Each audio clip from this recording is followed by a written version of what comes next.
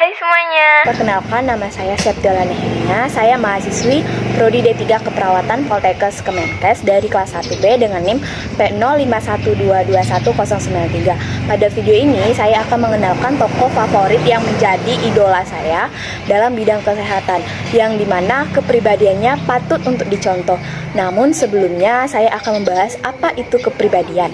Kepribadian ini ialah tingkah laku yang ditampakkan ke lingkungan sosial mengenai diri yang diinginkan agar dapat ditangkap oleh lingkungan sosial. Kepribadian bersifat permanen, menuntun, mengarahkan, dan mengorganisir aktivitas manusia secara ilmiah. Lalu adapun ciri-ciri kepribadian, yang pertama bersifat umum, yaitu pikiran, kegiatan, dan perasaan. Lalu ciri kedua bersifat khas yang menjadi pembeda dengan orang lain. Lalu ciri ketiga berjangka waktu lama, yang berarti tidak mudah berubah. Kemudian ciri keempat bersifat kesatuan, yaitu unit yang tunggal. Kemudian ciri kelima berfungsi baik atau buruk, yaitu cara bagaimana manusia itu berada di dunia. Nah, kemudian faktor yang mempengaruhi kepribadian. Faktor pertama intrinsik, yang berupa sikap, bakat, kemampuan, minat, afektif, kebutuhan, bahkan motivasi. Lalu faktor ekstrinsik yang berupa sosialisasi dan budaya. Kemudian ada juga faktor belajar, faktor pengalaman, faktor introspeksi. Nah, berbicara mengenai kepribadian, ada satu tokoh yang saya idolakan. Beliau adalah Clara Barton. Nama lengkapnya Clarissa Harlowe Barton. Ia lahir pada hari Natal, yaitu Desember 1821 di North Oxford, tempatnya itu di Amerika Serikat. Beliau wafat pada 12 April 1912 dikarenakan radang paru-paru. Nah, saya akan mengenalkan riwayat semasa hidup beliau. Clara Barton ini pernah menjadi guru sekolah, lalu beliau wanita pertama yang menjadi pegawai di kantor paten Amerika Serikat. Beliau juga seorang pembela hak-hak perempuan. Secara terbuka, beliau berbicara mendukung persamaan hak bagi perempuan. Nah, dan yang paling penting dan yang paling dikenal, ia merupakan perawat pada Perang Saudara Amerika.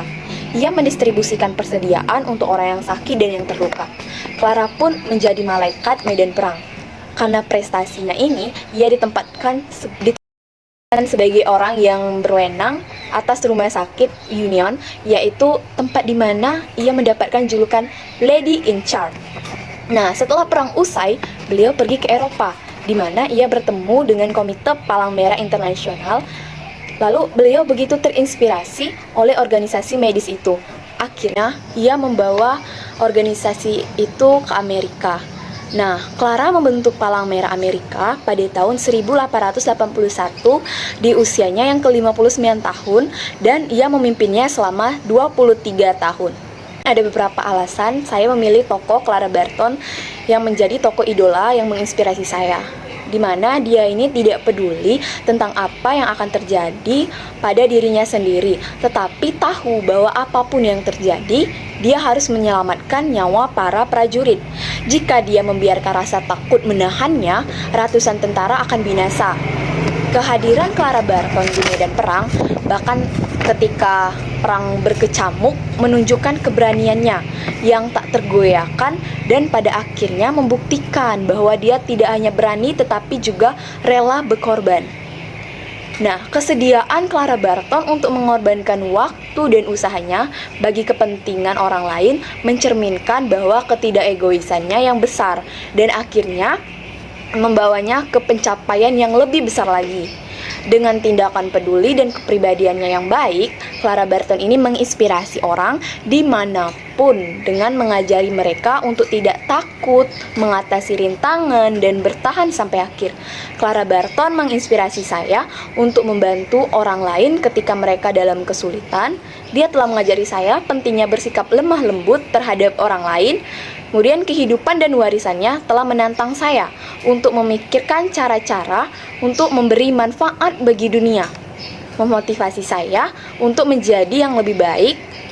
Clara Barton juga menginspirasi orang-orang biasa untuk mengabadikan diri, melakukan apa yang mereka sukai, bahkan ketika menghadapi tantangan. Dia benar-benar pahlawan bagi komunitas global. Akhir kata, terima kasih.